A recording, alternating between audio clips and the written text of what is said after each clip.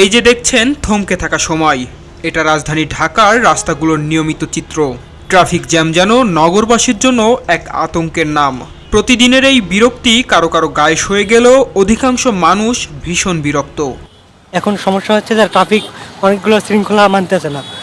এই লাইনটা দাঁড়াইছে মিনিমাম 10 মিনিট হলে, ওনারা যদি 5 মিনিটের মধ্যে বের করে দিত আমাদের এত করা লাগতো না। অনেক সময় লাগতেছে, এখনো জায়গায় জায়গায় জাম পড়ে। ইভেন আপনার ট্রাফিক যে ইয়েগুলোতে পড়তে হয়, সিগন্যালে অনেক সময় ওয়েট করতে হয়। অটোরিকশা এবং রিক্সার কারণে রাস্তায় গত কয়েকদিন যাবত দেখতেছি প্রচণ্ড অটোরিকশা বাইরে গেছে, এতে প্রচণ্ড পরিমাণে জ্যাম। অটোরিকশা একদম সম্পূর্ণ নিষেধ করা সব থেকে ভালো প্রধান সড়কগুলোতে। অটোরিকশাগুলো হলো চালু অনুমতি দিয়েছে, মেইন রোডের দিকে হলো অনুমতি দিয়েছে, এটা তুলে নেওয়া উচিত। রিজন হচ্ছে অনেক জ্যাম হচ্ছে, আপনার মেইন রোডে রিক্সা থাকবে কেন? আর আমার হিসেবে যে পুলিশ প্রশাসনকে আরও স্ট্রং করা দরকার, মনোবল বাড়ানোর দরকার, না হলে আরও অনেক খারাপ পর্যায়ে যাবে। Flyover, expressway, metro rail, underpass, foot over bridge, বিকল্প রাস্তা, ফুটপাত দখলমুক্ত করা থেকে শুরু করে কত কিছুই না করল রাষ্ট্র, তবুও কমল না যানজট, ফিরল না ট্রাফিকে শৃঙ্খলা। তাহলে সমস্যাটা কোথায়?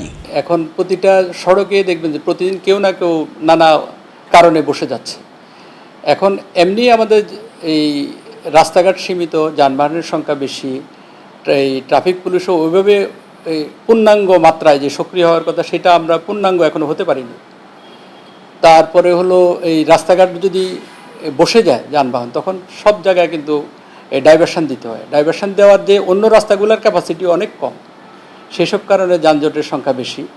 এই হকার থেকে শুরু করে সবাই কিন্তু রাস্তায় চলে আসছে, আবার আনঅথরাইজ যে গাড়িগুলো এগুলো রাস্তায় চলে আসছে। আরেকটা কারণ হলো আমাদের যে ট্রাফিক পুলিশের যারা, অনেকেই আমরা কিন্তু নতুন। আমি নিজেও মাত্র 12 দিন হলো এই ট্রাফিকের এডিশনাল কমিশনার হিসেবে জয়েন করেছি।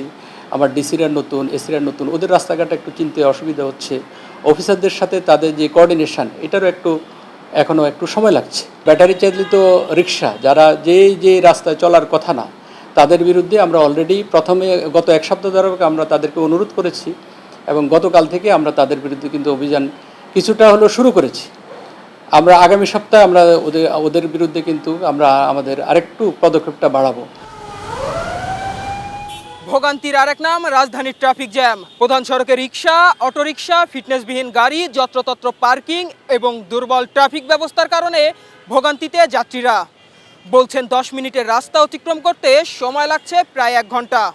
এতে করে শারীরিক ও মানসিক ভোগান্তির পাশাপাশি নষ্ট হচ্ছে কর্মঘণ্টা। গবেষণা বলছে রাজধানী ঢাকা শহরেই প্রতিদিন প্রায় 140 কোটি টাকা মূল্যের কর্মঘণ্টা নষ্ট হচ্ছে।